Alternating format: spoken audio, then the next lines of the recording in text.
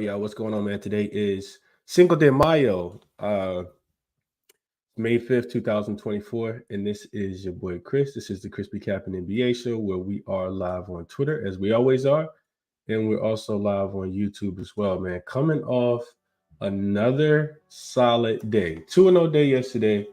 I'm not even trying to figure out how many bets we've won in a row, because I don't even want to know. I just want to keep winning. I want to say 6 or 7 in a row we won. And you see the playoff play-in record, man. I appreciate the members and the people that stuck with me, because I told you we were going to get back on track. The playoffs is a long, marathon, not just a sprint, because we went down big, man. We were down almost 10 units, and now we're back down to just 3 units down on the play-in playoffs. So, the record is 17-7 now. We started off terrible. Worst playoff start in a really, really long time. But Jokic did go over his points yesterday, and first half under also was a non-sweat bet. Looking to replicate that today, man. We got one game. It's only one game, Game 7, and we're gonna talk about it in just a second. Real quick, let's go through the comments. But before I do that, I do want to talk about the merch giveaway. Actually, it's like, you know what? Let me just make a graphic for it. So for tonight's game, same exact thing, right? You just pick the side, you pick the total of tonight's game. So if you think the Orlando Magic are gonna steal one, take Orlando Magic 101-99 or whatever the case might be. You can leave it in the live stream if you want. If you like, you can leave it after the game if you like. If you're watching this on the playback, I'm recording all the results, and the person that's the closest will get a ChrisBeCappinn t-shirt. There's black, as you guys can see here. There's also white t-shirts, ChrisBeCappinn logo t-shirts as well. Winners will be announced during tomorrow's show. Only one guess per game, of course, which we only have one game today. And your first guess equals your only guess. Entry, you got all day to think about it. You could wait. You don't have to submit it right now in this moment. You got all day to think about it, as long as you submit it before tip. And then you guys see black and white in sizes small all the way up to 2X are going to be available. So wanted to make sure I mentioned that. Let's see what you guys are saying in the comment section before we get started, since we only got one game on the board for today. Mark says, good morning, everyone. Let's have a great day. Chill says, yo, Chris. Good morning. What you think about the Cavs first quarter? It's -1.5. We'll talk about the quarters if you guys would like. Tasha says, greetings, everyone. I can't believe what I saw. Denver lost. It's really, really crazy seeing Denver lose game 1, but Anthony Edwards was ready to go last night. Jordan says, morning, fam. Timberwolves money line. Too many bigs and athletes for Denver. Think Wolves winning 6 or 7. Okay. We don't want to overreact to game 1, but I understand. I do understand, Jordan. Derek says, what up, though, Chris? Chat. I'm thinking unders today. Low total. Game 7s are historically low scoring. We're going to talk about all of that for sure. My guy, Justin, top of the morning to you as well. Tasha says, Wolves scared me last night. Derek says, it's the Ant effect. Regression next game. Denver was just watching them go off. Yeah, they'll figure it out. I do think that they'll figure it out. We're not going to jump too much into it. Game 2 will be tomorrow, I think. Yeah, game 2 will be tomorrow. And I do think it's a Denver spot. Just trying to figure out how I want to play him. The line opened at 5. It's already up to 5.5. We'll talk about that tomorrow. Rob says Magic money line and Mitchell plus. He likes Mitchell to go for 30 as a plus 400. So the Magic win, but not enough for the Cleveland Cavaliers to get the job done. Just Mitchell himself. I couldn't talk you off of this, Rob. We gonna break the game down in a second. Mark says, don't want to overreact to game 1, but damn, these young guys not scared at all. Yeah, they look. I mean, their offensive rating, especially what Naz Reid did at the beginning of the fourth quarter, was absolutely crazy. Absolutely crazy. What up, DC Sean? He says, let's get it. Snag says the Wolves came out last night. They definitely did. Gafford 10-10 plus 700 via DraftKings for game 1 against OKC. Dallas, OKC. Okay, Snag already looking ahead. And Derek says, I think it's a Cleveland spot. Orlando doesn't have the experience. Brian says, good morning, Chris. Good job yesterday. So satisfying to see Minnesota finish the game last night. Something our Lakers couldn't do. That's a fact. They absolutely could not. I talked, you know what? I don't want to get into the game yet, but I did talk. Remember I said that the Timberwolves are not the Lakers. They got a lot more size. They play a lot better defense. And I thought the same was true for the Denver Nuggets. They weren't the Phoenix Suns. And shout out to the Timberwolves, man, especially having such a big game in the second half. They scored 66 points in the second half, 66-55 after losing at halftime last night. Even after getting that big, early lead, I think it was 15-4 at one point. What up, Meezy? Says top of the morning game. Wolves plus 4.5 was a winner. This is what we still have to wait for, Rob. He says, is Allen playing today? So we're going to jump into the game. I can't get through all the comments. It's way too many. Prolific, what up, man? Appreciate you for tapping in. Jamie says, good morning, Chris. Took the Cavs -3, but I think the Magic can cover if their role players show up today. Could also see full game going under as well. Let's jump into it, man. What up, Keith? He says, good morning, Chris. Great cap yesterday. Spot on. Derek talking about the Drake and K-Dot beef. This ain't the show for that. I can start a separate channel for that. What up, Douglas? He says, good morning, Chris. Played both sides first half full time last night and hit plus 900. Oh wow, okay. Shout out to you. Mitchell bro was on Minnesota yesterday. He let me know yesterday as well. Oh, the Glow says, hey Chris, been meaning to ask, is there a way I can catch the show late? I can still see the comments from viewers from the live stream. Yeah, it should be. I never turn the comments off, so if the live stream comments should come in, and you should be able to see them when you watch the playback. What else? Jordan, he says, also find it weird that my book already offering Timberwolves to win the series at -135 versus Denver at +110. They might be trying to tell us something, but the series but there is sure value on the plus money with Denver. Yeah. You're absolutely correct. I couldn't find a T-Wolves +1.5 for the series price, but I was looking for one yesterday, just a couple minutes before the game. And since I couldn't find it, I didn't send it out. But I do like Timberwolves +1.5. I mean, it's gone now. It's super juiced if you can find it, but yeah. All right, let's get into it, man. Shay says Nuggets were the weakest NBA champions in years. Oof, boy, that's a strong take. I don't know if I agree with that. But let's get into it for today, man. Only one game. We got the Orlando Magic and the Cleveland Cavaliers. Line was actually opened at 4.5, and it's come down to, it was at 3.5 when I made the graphics last night. It's actually down to 3 now. Down to 3. Total went all the way down to 194.5. It popped back up to 195 after opening at 195.5. So a lot of money coming in. Excuse me. A lot of money coming in. Back on the over, and a lot of money coming in on the Cleveland Cavaliers in this spot. It's a very, very difficult game. As you guys kind of know, game sevens they really can go either way.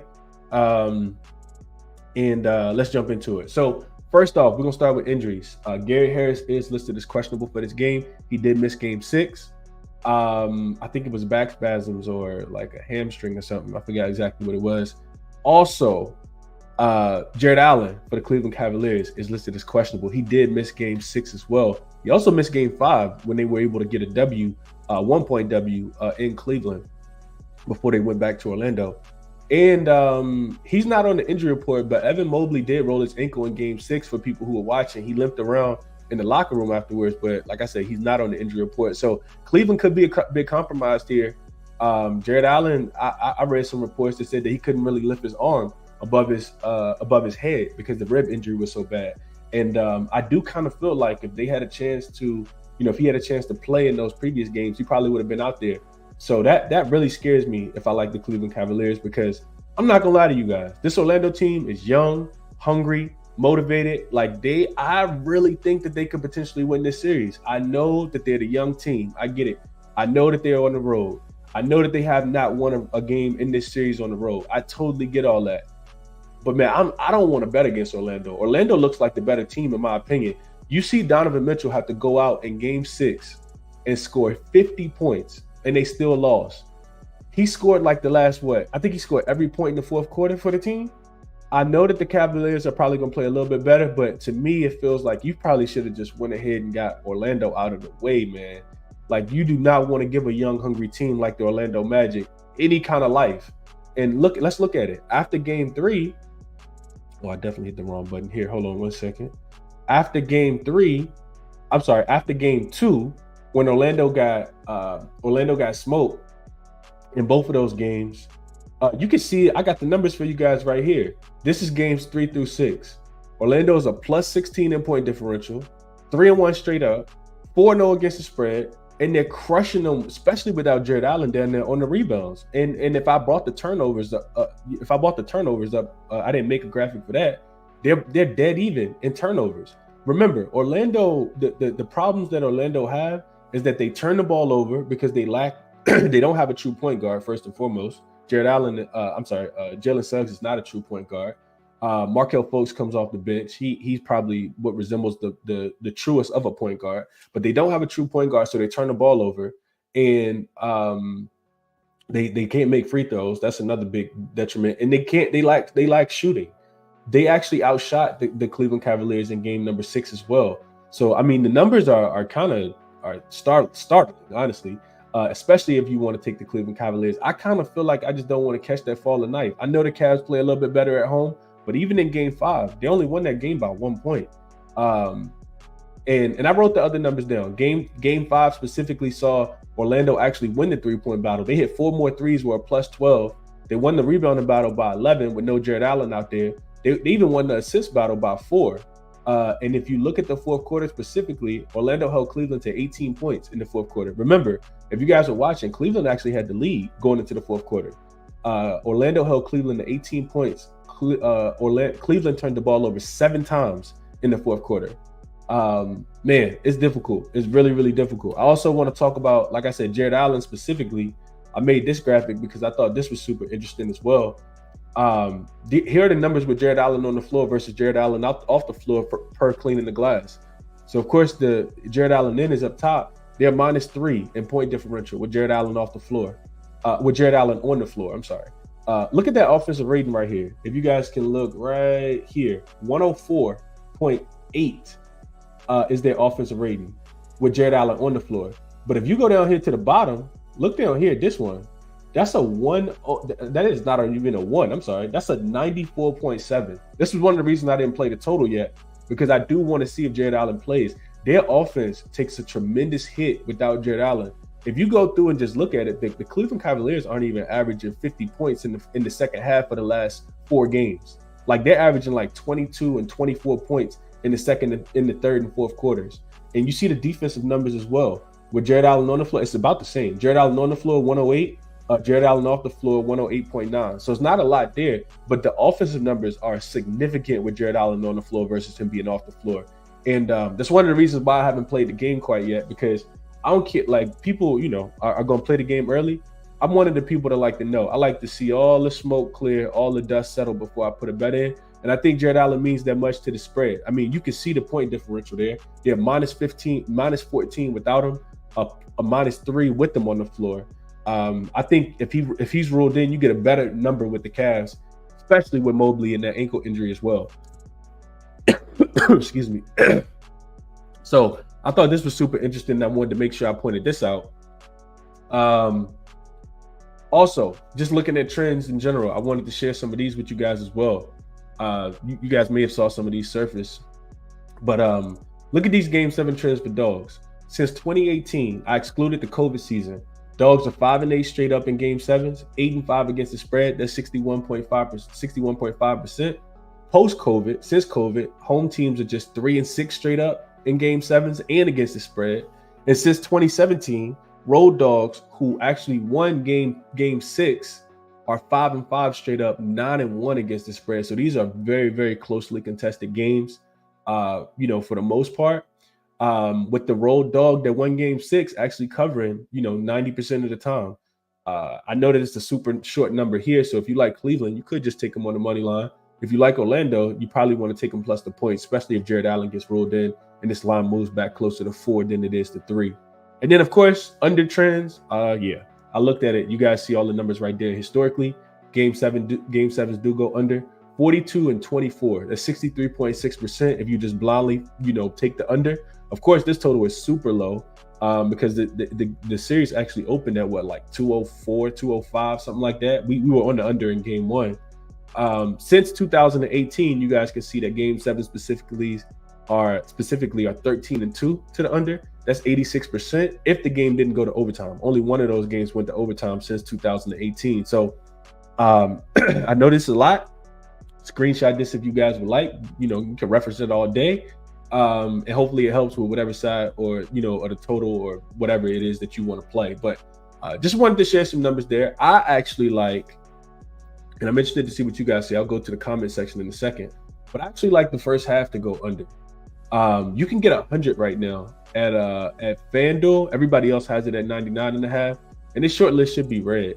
I just forgot to change the color. You guys know short list means I haven't played it yet, but of course I'm looking towards it. I mean, Donovan Mitchell's coming off a 50-point game.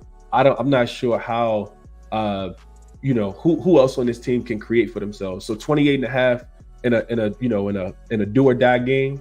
I think Donovan Mitchell brings it again. I'm not saying that he's gonna go off for 50 because if you're Orlando, do you want Donovan Mitchell just to continue to go off? I think you do, because none of those other guys, that was a recipe for success in game 6 in the fourth quarter. Just let Donovan Mitchell beat you, and hopefully it's not.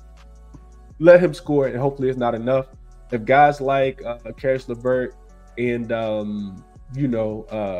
Evan Mobley, if those guys, Max Strus of the world, if those guys aren't making shots, it could be really Marcus Morris. If Jared Allen isn't going, if those guys aren't making shots, you just kind of live with Donovan Mitchell, beating you. Jalen Suggs is gonna do his very best, which he's an excellent defender, but Donovan Mitchell is just a great offensive player. So I do kind of lean towards Donovan Mitchell to go over his points, probably 28.5. Just thinking that, back in Cleveland, I know he's coming off a 50-point game. Seems super easy to take his points over, but the shot volume is going to be there.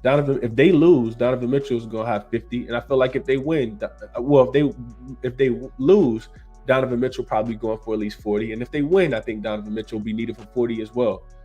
Stars really, really show up in Game 7 most of the time, so I think even at 28.5, Donovan Mitchell is a good look as well. I didn't play this though in the first half. I didn't play the under 100 yet either because, like I said, I am one of those people. I want to see what happens with Jared Allen before I lock in anything in this game. And I think that Jared Allen is going to be ruled out. That's just my personal opinion, but we'll see what happens. I want to go through the comments real quick, and I want to go back so I know where I'm at as well. Let's just stay here. And I want to go through the comments real quick and see what you guys are thinking here.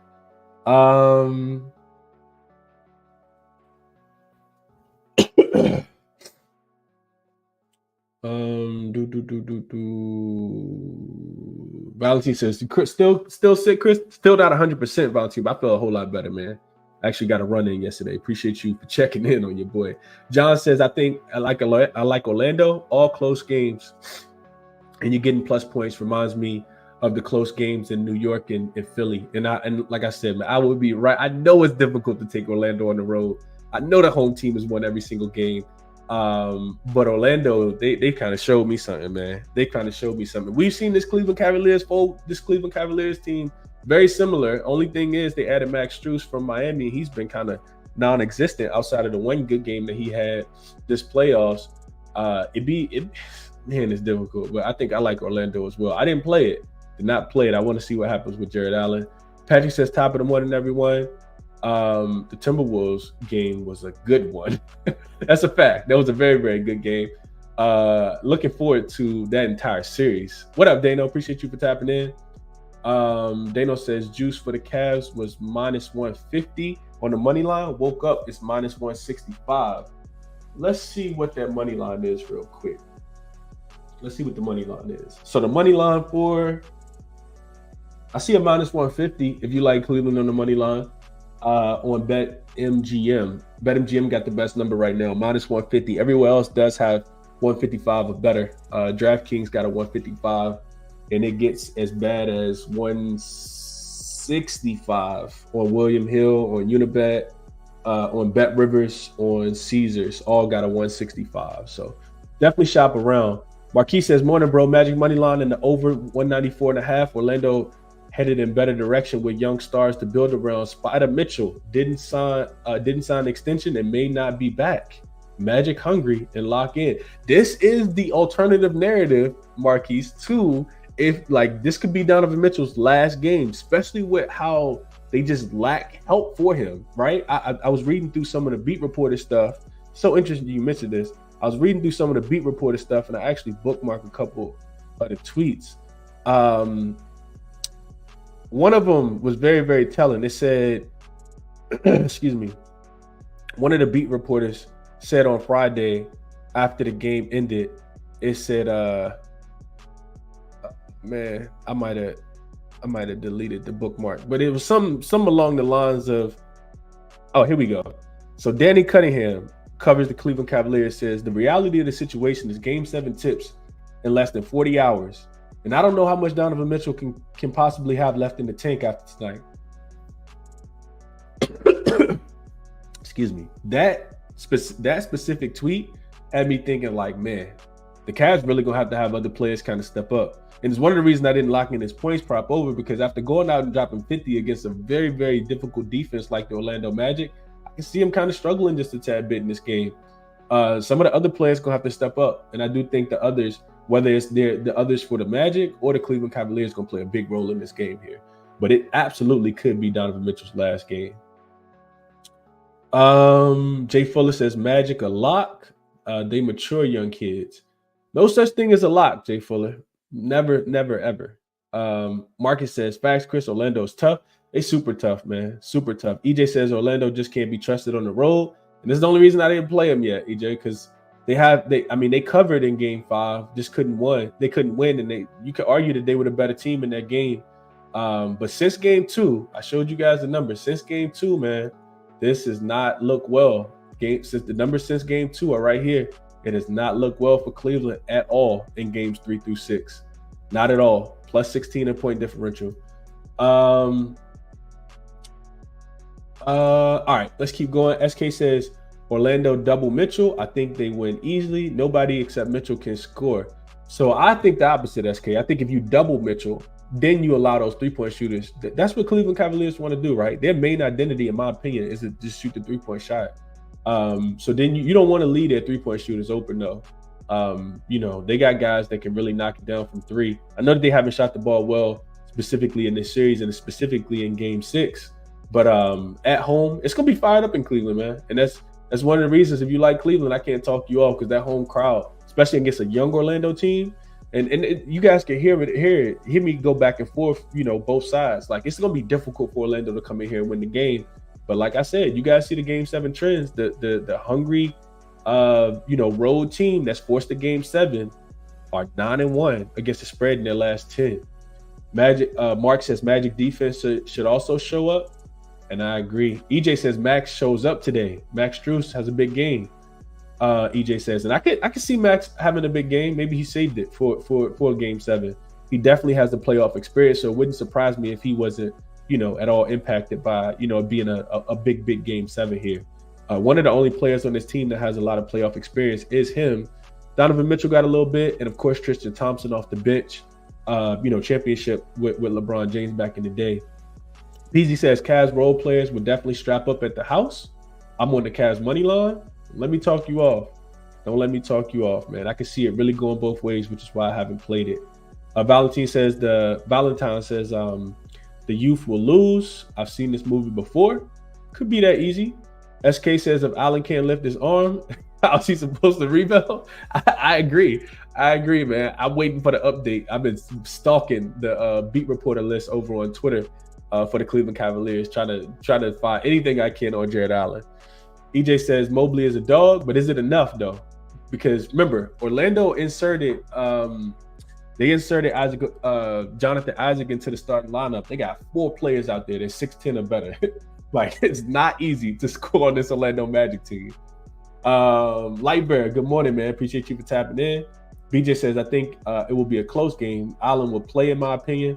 Reason why he rested 2 games in a row. Cavs edged him out to avoid getting bounced in the first round 2 years in a row. Yeah, I can see that. I can definitely see that as well. SK says, if Mobley is a dog, he's a wow. Oh man, that's funny. Going back to we can go into the Nuggets game right now. Tomorrow says, let's go. I played first half under 100 earlier. When I'm lined up with tomorrow, I like it, man. Tomorrow's pretty sharp. I don't know if people follow what he's saying in the chat, but tomorrow's pretty sharp. Definitely has a lot of really good angles. But my thought process on the under, I think I mentioned it already, but lights bright, game 7, teams come out tight. All the adjustments have been made already, and the only reason I haven't played it yet is because, like I said, I want to see if Jared Allen plays. If Jared Allen doesn't play, I absolutely like it. But the Cavs, if you remember back to Game 5 when they were at home, they were trying to play faster. I think that was the fastest paced game so far. They're trying to play faster and get out because they don't want to play in the half court against this Orlando Magic defense. Orlando's actually picked up the pace as well, because without Jared Allen down there, you can actually attack the rim a little bit more if you're Orlando Magic. So that's the only reason I haven't locked it in yet tomorrow. But that's the only way I'm looking to play the game. And if I had to make one bet, it would be first half under. Dano says, I'm starting to lean Magic. Vegas telling us it's going to be a close game. Magic +1 is a money line price. What else? Tasha says, whoa, Chris, you was on point with the first half Denver Wolves under. I'll follow. Yeah, I like it a lot, Tasha. Just haven't locked it in yet. And you're a member, so when I send it out, you'll definitely get it. Last night, I seen Strus over 3.5 full game made was plus money, Dano says. He says props ain't up on Hard Rock right now. What else should I say? SK says, what's the number on the first half under, Chris? Sounds good. It's 100. It's 99 everywhere. FanDuel got 100. You can get 100 at -110. No juice at all. Just the standard -110 if you guys are liking that. Big Marv says, we putting a full unit on the under first half. If I play it, it will be, excuse me. If I play it, it will be a unit play for me. And that's probably going to be the only thing that I play today.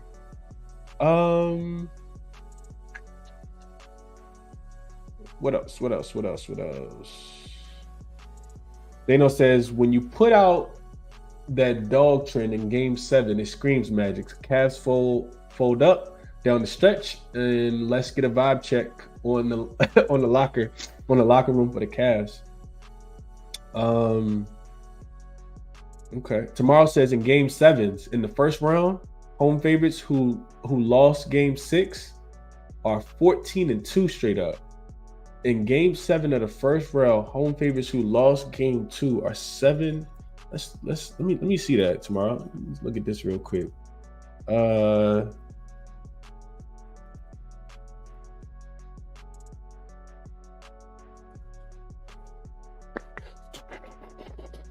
In game 7s of the first round, that is correct. Home favorites are 14-2 straight up, 87.5%. If they've lost game 6, home favorites win by average of 12 points. This goes all the way back to 2003. They have won 6 games in a row, but they are 2-4 against the spread, and that's one of the reasons why I stayed off the game, man. I really want to take Orlando. The numbers are not with me here. Man, and I'm gonna stay off Orlando on the side. But this is a fact. Tomorrow, this is a great look by tomorrow. First round specifically, and that first quarter is strong too. 26.2 to 22.4 says that the home team punches early and punches first and punches early.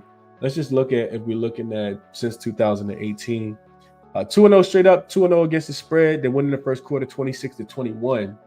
So I like this. I like this a lot tomorrow. If you are looking at the Cleveland Cavaliers to win this game, I think I'm going to stay off. Douglas says Mitchell 25 and the under 100.5 first half is a +140. Douglas always looking for 2 leg. I'm just trying to make one. I'm trying to hit one bet, Douglas, not 2. But shout out to you, man. I hope you cash. Tomorrow says only 9-7 against the spread, though. Yep, just saw that. King Marcus says, I'm thinking about taking the Magic on the money line. Hey, take whatever it is you like, man. You got to take what the team that you think will win the game. That's all that matters here. Lightbearer says, I think that everyone goes off today for 20 points. That who goes off? Everyone? It can't be everyone. Not sure what that means. Got a same game parlay for the Magic money line and the over 195.5. Marcus says. Andrew, what's going on, my brother? He says Magic money line for him. Mitchell already having his moving truck at the estate ready to move his stuff. Oh man. Tomorrow says, I think Orlando game 7 jitters on the road will hit hard here. Snag says that tweet spoke volumes to me when I saw it, Chris. So Snag also looked at that tweet, the one that I read about, Donovan Mitchell carrying this team, man. They're going to need somebody else to step up. Either Garland's going to have a big game if you like Cleveland. Jared Allen, you need him to play and have an impactful game. Evan Mobley, Max Strus needs to hit 5 or 6 threes. Karis LeVert need to go for 20. Somebody going to have to help Donovan Mitchell today. DJ Prop says he's going to keep it simple today. Both Wagner brothers to record one still at plus 150. Joe the Gambler, I did see this as well. So we'll figure it out. I'll shoot you a message in the comment, reply to yours. I didn't see it until we started this morning. And Marcus says, wow, Chris, the over full game was 97%.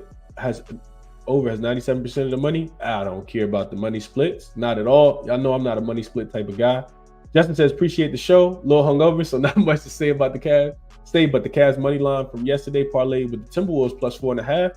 Oh yeah, you cashed on that Timberwolves plus 4.5. So shout out to Justin, man. I hope you cashed today. I will not be playing the side. Jackie says, I took Cleveland in the money line. Need Spider-Man to go over 30.5, and Paolo to go over 25.5 on a 3-pick parlay. How you like that?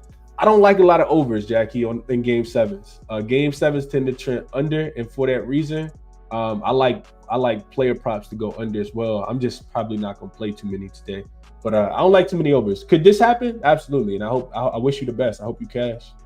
Meek says, good morning, Chris. I'm on the Magic. Joe says, been on the Cavs every home game this series, and all for the same reasons. Makes sense, but I can't back them. I can't back this unreliable team in game 7.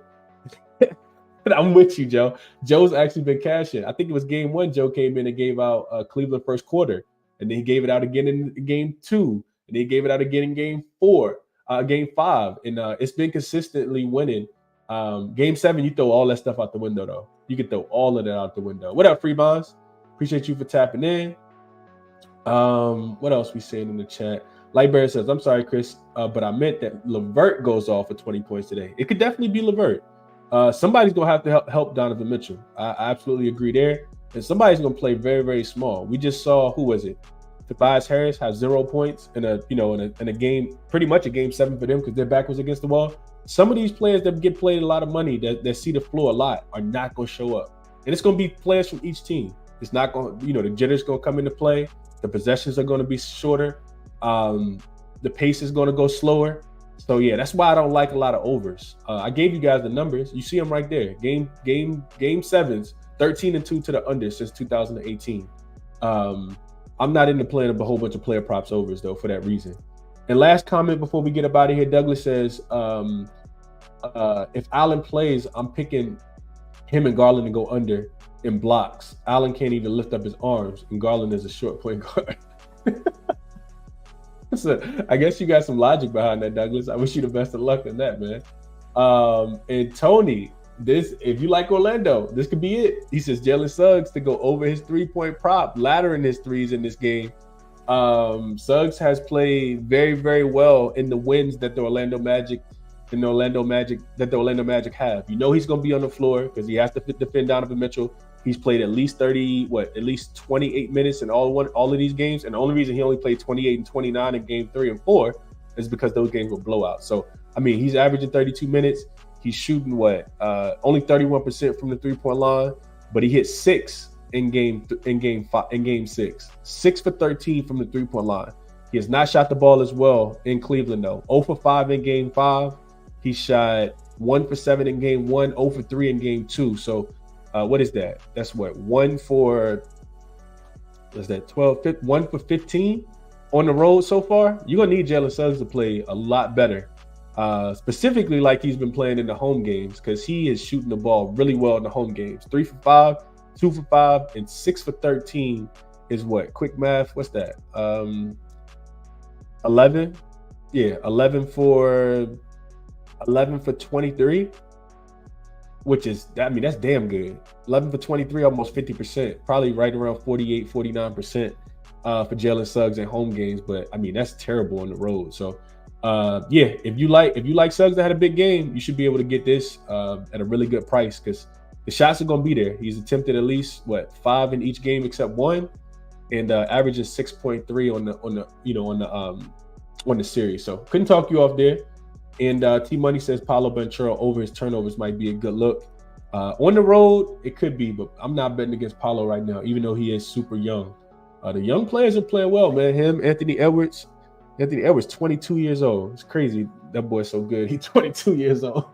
But yeah, that's the show for today, man. Like I said, if I had one best look, it would be first half under 100. Number was available on FanDuel right before I started the show. But definitely, check the status of Jared Allen before you play, because the line's gonna move one way or another. If he's ruled in, you could get a 3.5 if you like the Orlando Magic, maybe even a 4. And if he's ruled out, this line could come down to 2.5, potentially even 2. So I definitely want to shop around. I showed you guys the numbers. You can go back and look at it.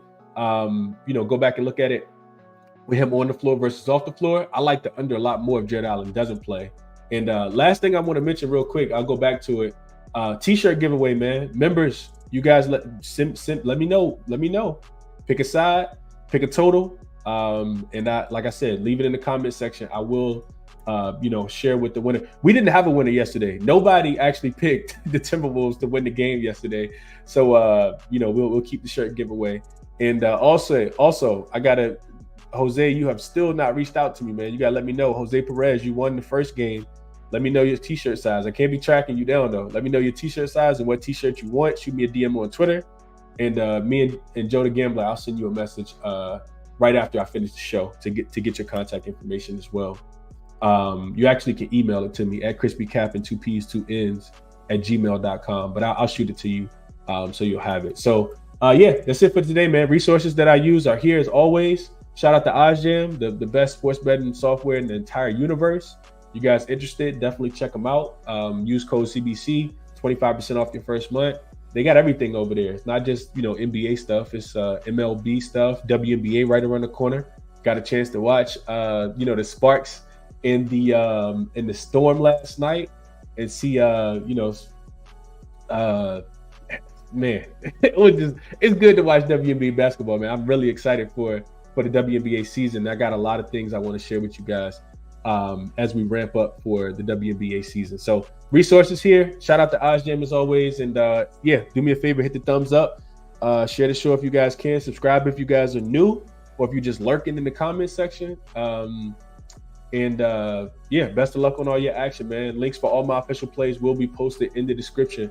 I hope you guys enjoy your day. Best of luck on all your action. And I will catch you guys in the next one. We got 2 games tomorrow, so I'm excited to break down Knicks and Pacers in game 2, of course, with Denver and Minnesota as well. I'm out, man. Enjoy your Sunday.